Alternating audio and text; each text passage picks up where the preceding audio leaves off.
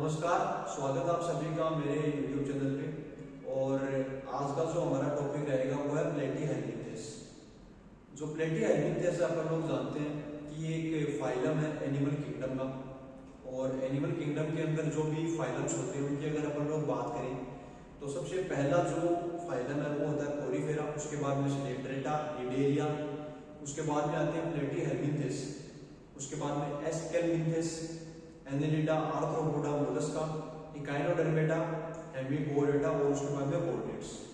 तो आज अपन लोग डीपली डिस्कस करेंगे प्लेटीहेल्मिंथेस आखिर क्या होता है। ठीक है, तो आइए फिर शुरू करते हैं। सबसे पहले तो अपन बात करेंगे कि जो प्लेटीहेल्मिंथेस वर्ड है इसका आखिर क्या मतलब है। तो आइए फिर टॉपिक अपन लोग शुरू करेंगे। मैं यहाँ पे लिखूंगा प्लेटीहेल्मिंथेस। प्लेटीहेल्मिंथेस ये जो वर्ड है ये दो वर्ड से मिलकर बना है। सबसे पहला होगा प्लेटी। प्लेटी का मतलब होता है flat.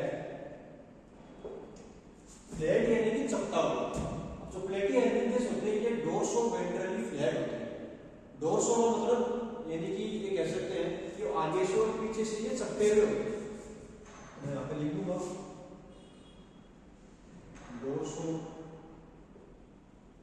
Ventrally flat.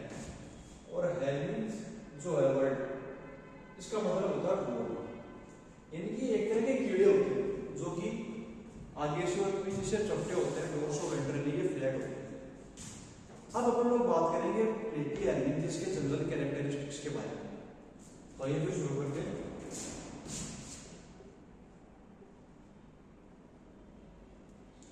General characteristics. General characteristics की अगर बात करूं तो मैं सबसे पहला वर्ड इसमें ऐड करूंगा जो कि है इनकी habitat.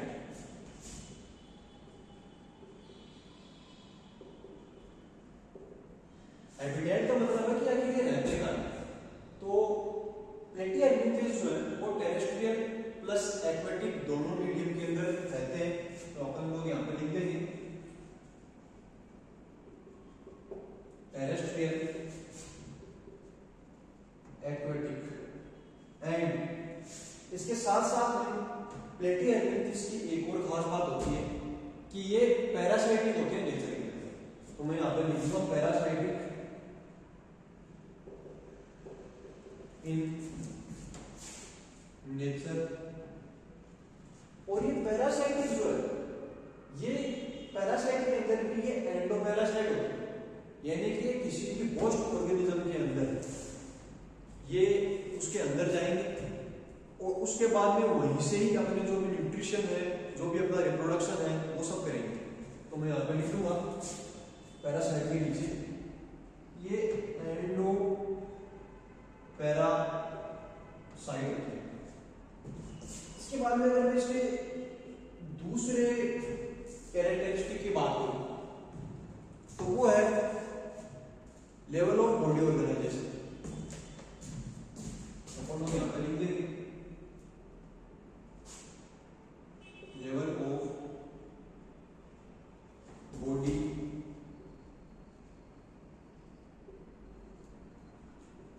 Organisation. Level of body organisation से मेरा मतलब ये है कि आखिर इसकी जो बॉडी है प्लेटीहेल्मिंथेस की वो आखिर स्ट्रक्चर में कैसी है, यानी कि इसके जो सेल्स है वो आखिर किस तरह अरेंज है। क्या वो cellular level of body organisation है, क्या वो tissue level of body organisation है, क्या वो organ level of body organisation है। तो इसके अंदर जवाब आएगा कि इसके organ level of body organisation है। तो अपन लोग यहां पे लिख देंगे ऑर्गन लेवल। हालांकि एनसीईआरटी में एक जगह पे यह भी लिखा हुआ है कि जो प्लेटीहेल्मिंथेस होते हैं वो organ system level of body organisation इनके अंदर पाया जाता है। तो अपन लोग कोई स्क्रीन में और साथ साथ यहां भी लिख देंगे organ system level of body organisation.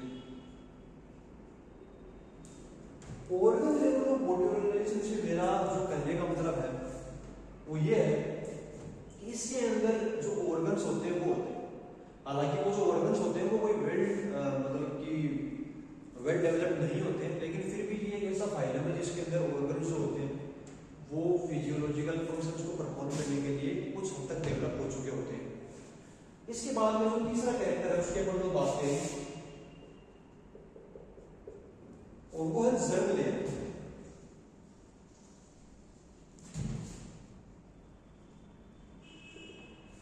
Germ layer जो होती है वो अपन लोग जानते हैं, जब कोई भी एक जाइगोट होता है तो जब वो डिवाइड करता है तो उसके अंदर कई सारी स्टेजेस आती हैं, जैसे कि मोरूला, ब्लास्टूला, ग्रेस्टूला, ये सब स्टेजेस होती हैं। तो इन स्टेजेस के अंदर कुछ ऐसी जर्म्स बनती हैं, कुछ ऐसी लाइंस बनती हैं, और वो लाइंस जो होती है वही बाद में किसी ना किसी एक स्पेसिफिक ऑर्गन को बनाती है। तो अगर मैं प्लेटी हेल्मिंथिस की बात करूं तो इसके अंदर जो जर्म लेयर्स होती है, अगर ये प्लेटी हेल्मिंथिस का मान लीजिए कि कोई भी जाइगोट है और वो डिवाइड करके कितनी जर्म लेयर बनाएगा, तो अपन लोग इसको यहाँ पे डिस्कस करेंगे।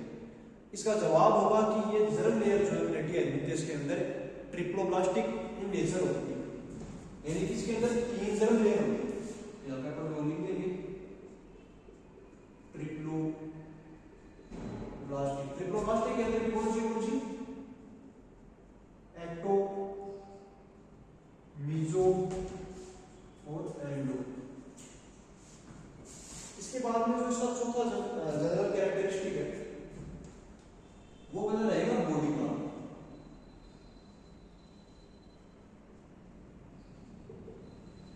बॉडी प्लान का मतलब ये है कि सबसे पहले अपन ये देखते हैं कि इसके अंदर बॉडी प्लान होता है कौन सा है। तो बॉडी प्लान इसके अंदर होता है ब्लाइंड सैक।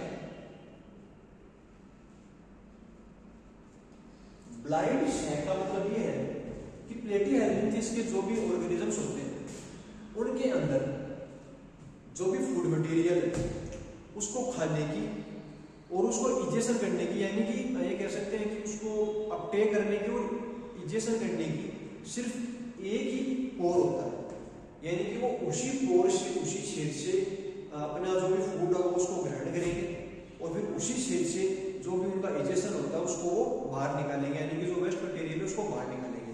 तो ये होता है ब्लाइंड सैक। इसके बाद में जो इसका 5वां जनरल कैरेक्टरिस्टिक है वो है, इसकी अपन बात कर लेते हैं सिमेट्री की।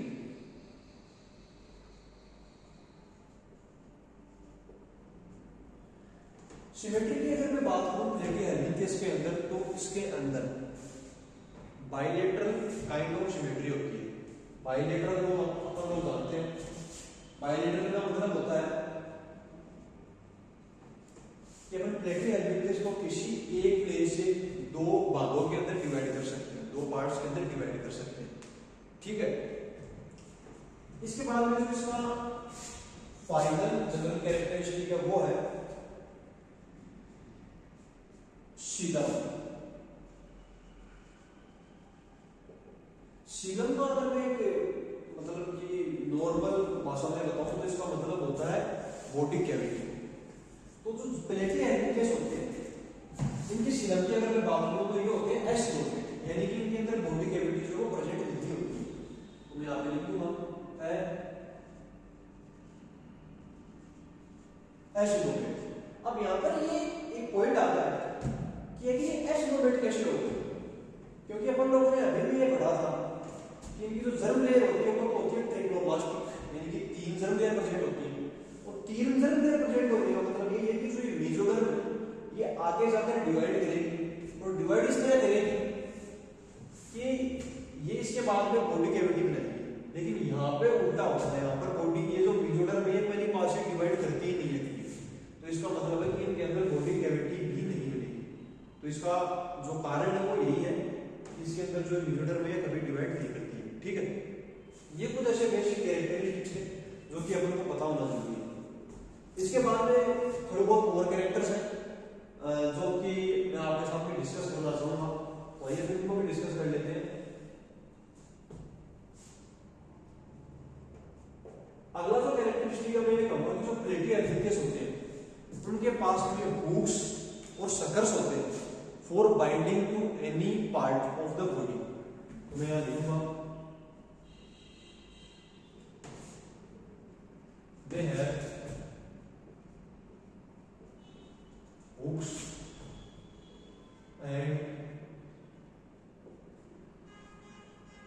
and suckers for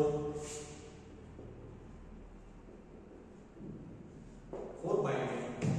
हुक्स और सकर्स होते हैं।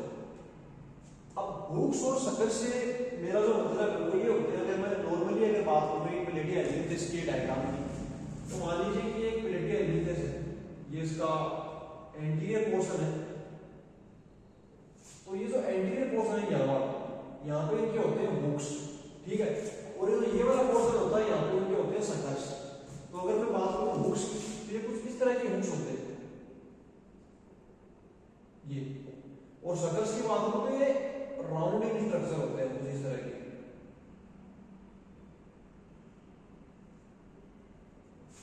इस तरह से ये तो हो गए हुक्स और ये सकर्स, ठीक है। दोनों का जो फंक्शन है वो लगभग सेम ही, ये दोनों जो है चिपकने के काम में आते हैं, ठीक है। आपने अब तक यहाँ पे क्या पढ़ा, सबसे पहले तो जनरल कैरेक्टरिस्टिक्स की बात कर ली, हैबिटेट की बात कर ली, level of body organisation, germ layer, body plants, battery, coelom, they have hooks and suckers for binding, ठीक है। अब इसके बाद में हम लोग बात करेंगे नॉर्मली क्या इनकी जो फिजियोलॉजी आती है वो किस तरह की होती है। तो चलिए भी शुरू करते हैं। यहाँ पर मैं लिखूंगा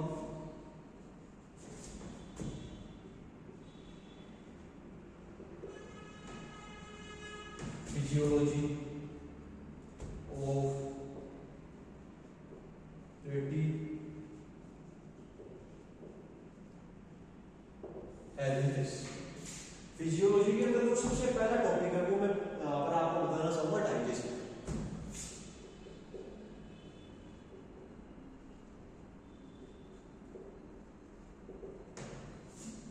डाइजेशन की अगर मैं बात करूं तो प्लेटी हेलिंथेस के अंदर जो डाइजेशन होता है वो वेल डेवलप्ड नहीं होता है, या फिर ये भी कह सकता हूं कि वो इनकम्प्लीट होता है, ठीक है। इसका भी एक मोटा कारण है वो मैं आपको अभी बताऊंगा। मैं यहाँ पर सबसे पहले तो लिखूंगा इनकम्प्लीट और लेस डेवलप्ड। इनकम्प्लीट या फिर लेस डेवलप्ड क्यों होता है? इसलिए होता है क्योंकि जो प्लेटी हेलिंथेस है ये एक तरह के एंडोपेरासाइट होते हैं, ठीक है। अब एंडोपेरासाइट है, इसका मतलब है कि कोई भी इनका जो होस्ट होता है उसके शरीर के अंदर रहते हैं। अब यदि मैं एक एग्जाम्पल आपको दूं, जैसे कि मान लीजिए टीनियस हो गया, ये एक तरह का एंडोपेरासाइट है, ये ह्यूमन के इंटेस्टाइन के अंदर है। अब इंटेस्टाइन में ये जब रहेगा तो आपको पता है इस बात का कि जो इंटेस्टाइन में जो भी फूड है वो पहले से ही डाइजेस्टेड है, तो इसको डाइजेस्ट करने की या फिर इसको डाइजेस्टिव सिस्टम रखने की कोई जरूरत नहीं पड़ेगी। तो यही इसका एक कारण है कि इसके पास में इनकम्प्लीट या फिर लेस डेवलप्ड ये जो इसके अंदर लेस डेवलप्ड डाइजेस्टिव सिस्टम होता है, ठीक है। इसके बाद में मैं दूसरे फिजियोलॉजिकल प्रॉपर्टी की अगर बात करूं तो वो है रेस्पिरेशन।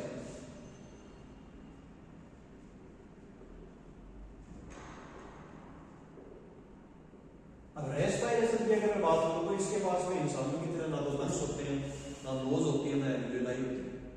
ये नॉर्मली अपनी बॉडी सरफेस के थ्रू डिफ्यूजन के माध्यम से रेस्पिरेशन करता है। तो मैं ये कहूंगा, यहाँ पे मैं लिख दूंगा बाई स्किन और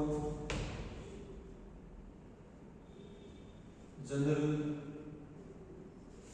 बॉडी सरफेस, ठीक है।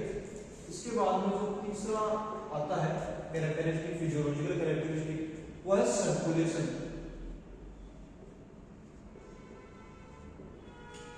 सर्कुलेशन की अगर बात करूं तो प्लेटी हेलिंथेस के अंदर सर्कुलेटरी सिस्टम पूरी तरह से एब्सेंट होता है। सर्कुलेटरी सिस्टम की जगह पर एक ग्रुप ऑफ पेरेन्काइमस सेल्स इसके अंदर प्रेजेंट होता है और बाकी कोई अलग से सर्कुलेटरी सिस्टम इनके अंदर नहीं होता। तो मैं कहूँगा यहाँ पे नॉर्मली अपन लोग देख देंगे कि एब्सेंट नहीं होता। चौथे पार्ट में अपन लोग बात करेंगे इनके एक्सक्रीशन की। एक्सक्रीशन की अगर मैं बात करूं तो इनके अंदर एक ये एक तरह की सेल होती है जो कि एक्सक्रीशन करने के लिए फैटी एमिनिटीज की मदद करती है। तो मैं यहाँ पर लिखूंगा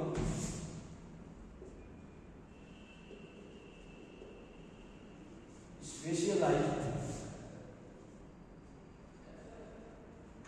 cells are present called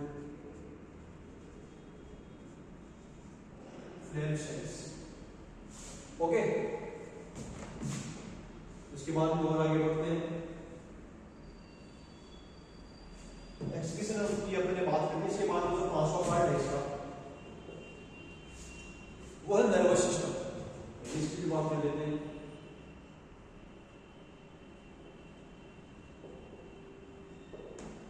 nervous system की अगर बात करूं तो इसको एक थोड़े से अपन डायग्राम की मदद से समझेंगे। ये मान लीजिए कि मेरे पास में टीनिया सोल्डियम है, कुछ इस तरह का सा है।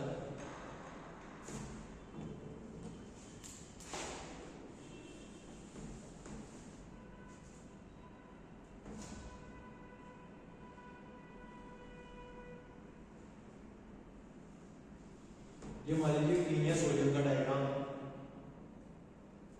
या फिर कोई भी एक ब्लड एलिमेंट अपन इसको मान सकते हैं। तो यहाँ पर एक तो ग्रुप ऑफ गैंग्लिया होता है, ये इस तरह से अटैच होते हैं, और इसके साथ में लॉन्गिट्यूडिनल नर्व्स होते हैं, ये इस तरह से बहुत सारी लॉन्गिट्यूडिनल नर्व्स होती है। ग्रुप होता है लॉन्गिट्यूडिनल नर्व्स का, ये ठीक है। और ये जो लॉन्गिट्यूडिनल नर्व्स होती है ये ट्रांसवर्स नर्व से जुड़ी हुई होती है, इस तरह से। यहाँ पर हम लोग लिखेंगे ग्रुप ऑफ गैंग्लिया। उसके बाद में ये होती है इसकी ट्रांसवर्स नर्व, और ये हो गई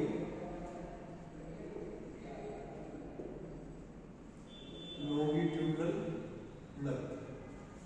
तो अगर इस नर्वस सिस्टम को अपन ध्यान से देखें तो ये अपन को एक सीढ़ी नुमा स्ट्रक्चर दिखाई देता है, लेडर लाइक, इंग्लिश में बोलते हैं लेडर लाइक। तो नर्वस सिस्टम जो है इसका वो यही होता है। तो ये लिखेंगे यहाँ पे कि ladder like nervous system is present, ठीक है। तो ये कुछ नॉर्मली इसके फंक्शंस हैं। एक और बच गया और वो है रिप्रोडक्शन।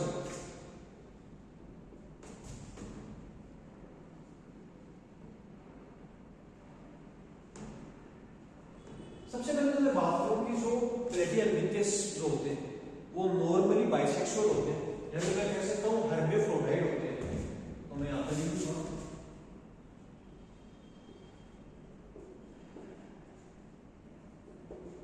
हर्मेफ्रोडाइट होते हैं, यानी कि बाइसेक्सुअल ही होते हैं, और इनके अंदर सेक्सुअल और एसेक्सुअल रिप्रोडक्शन दोनों प्रेजेंट होते हैं। मैं लिखूंगा यहां पे सेक्सुअल एंड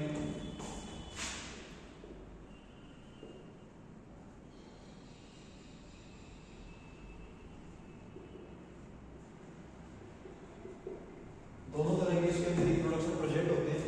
इसके बाद में इसका जो सेवन है कैरेक्टर हुआ है फर्टिलाइजेशन।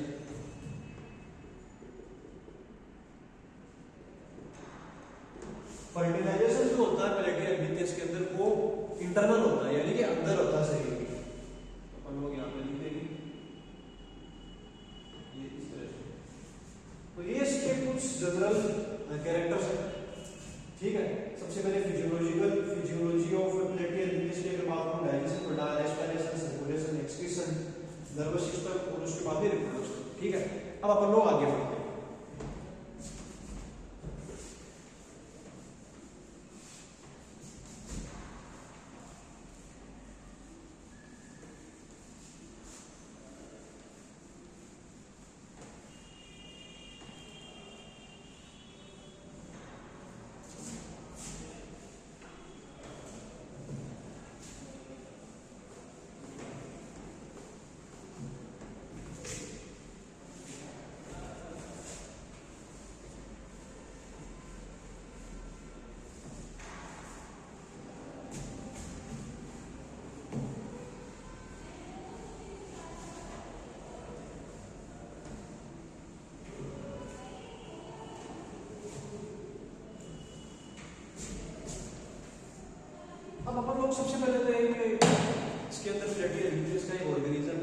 नाम है फेशियल लाइबिलिटी का।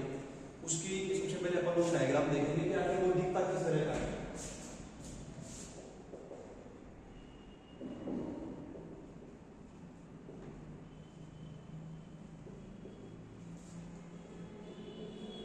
फेशियोला हिपेटिका जो है, अगर इसकी स्ट्रक्चर की अगर बात करूं,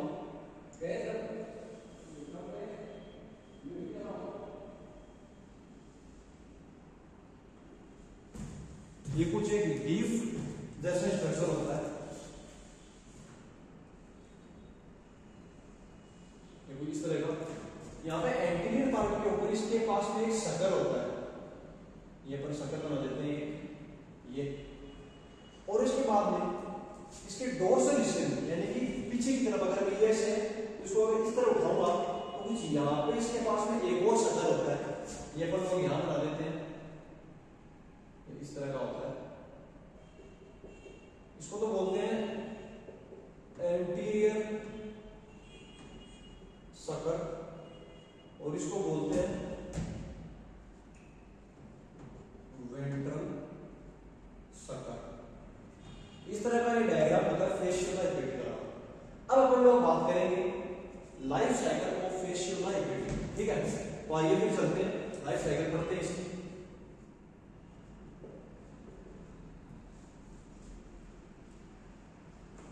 लाइफ साइकिल ऑफ फेशियोला हिपेटिका, इसको अपन लोग लीवर फ्लूइड के नाम से भी जानते हैं।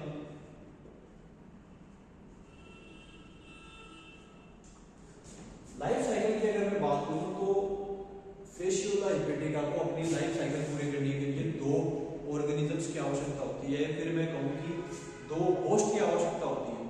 उसके अंदर जो पहला होस्ट है वो होता है शीप यानी कि भेड़,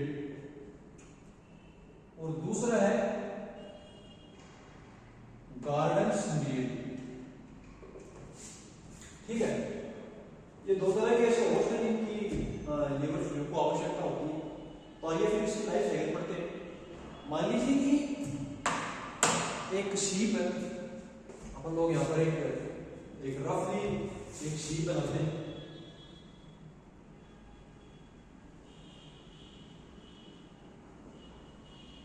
ये मान लीजिए कि एक शीप है,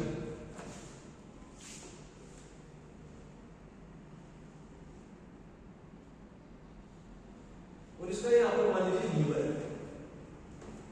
तो इस लीवर के अंदर अगर अपन मान के चले कि इसके अंदर फेशियोला हिपेटिका जो है या फिर लीवर फ्लूइड वो प्रेजेंट है और वो रिप्रोडक्शन कर रहा है, अगर मान लीजिए कि ये फेशियोला हिपेटिका प्रेजेंट है और वो रिप्रोडक्शन कर रहा है, तो सीधी सी बात है रिप्रोडक्शन करेगा तो जाइगोट आएगा। अब जो जाइगोट है वो इस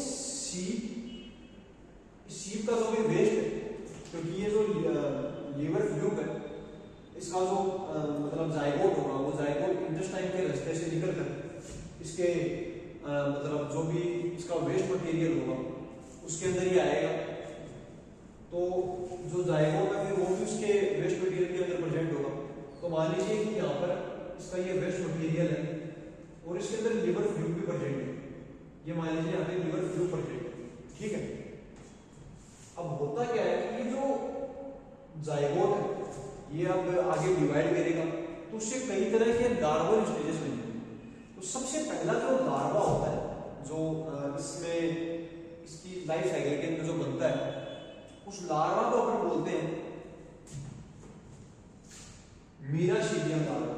तो ये जो मीराशीडियम लार्वा है ये वैसे तो फ्री लिविंग होता है पूरा, ये मान लीजिए ये जो लार्वा इसके बाहर निकल गया है यहाँ से, ये मान लीजिए ये लार्वा है, इसको बोलते हैं मीराशीडियम लार्वा, ये बाहर है। अब ये फ्री लिविंग है तो ये मीराशीडियम लार्वा क्या करता है, बाहर आएगा, तब ये जो भी गार्डन स्नेल होते हैं, जो घोंघे होते हैं, ये उनकी जो स्किन होती है उसको रप्चर करके उसके शरीर के अंदर घुस जाएगा। तो मान लीजिए कि यहाँ पे कोई भी एक स्नेल है, अपन लोग नॉर्मली से मान लेते हैं कि ये जो मैं एक बॉक्स जैसे स्ट्रक्चर बना रहा हूँ ये स्नेल है मान लीजिए, ये मेलाशिकल लार्वा जो है इसके अंदर आ जाएगा। उसके बाद इसके जो आने वाली स्टेजेस है वो इस स्नेल के अंदर ही आगे ग्रो करेगी। तो सबसे पहले मेलाशिकल लार्वा से जो अगली जो इसकी लार्वा में स्टेज बनेगी वो होगी स्पोरोसाइट। तो मैं आपको लिखूंगा स्पोरोसाइट। इसके बाद में जो अगली लार्वा स्टेज बनेगी वो होगी रेडिया। रेडिया। इसके बाद में जो अगली इसकी जो लार्वल स्टेज बनेगी वो होगी सर्केरिया। सर्केरिया, ठीक है। अब ये जो सर्केरिया है ये एक लार्वा है, लार्वल स्टेज है, ये स्नेल को वापस से पेनिट्रेट करेगी, ठीक है, और ये स्नेल की बॉडी से बाहर आएगी इस तरह से। ये मान लीजिए सर्केरिया है, ये इस स्नेल की बॉडी से बाहर आ चुका है। उस स्नेल की बॉडी से बाहर आने के बाद में ये वापस से डेवलप होगा और जो अगली स्टेज होगी इसकी वो होगी मेटा सर्केरिया, यानी कि सर्केरिया जो है अगली लार्वल स्टेज की तरफ चला जाएगा, जिसको अपन बोलेंगे मेटा सर्केरिया। इसको अपन बोल यहां पे लिख देंगे डिवाइड्स आउटसाइड द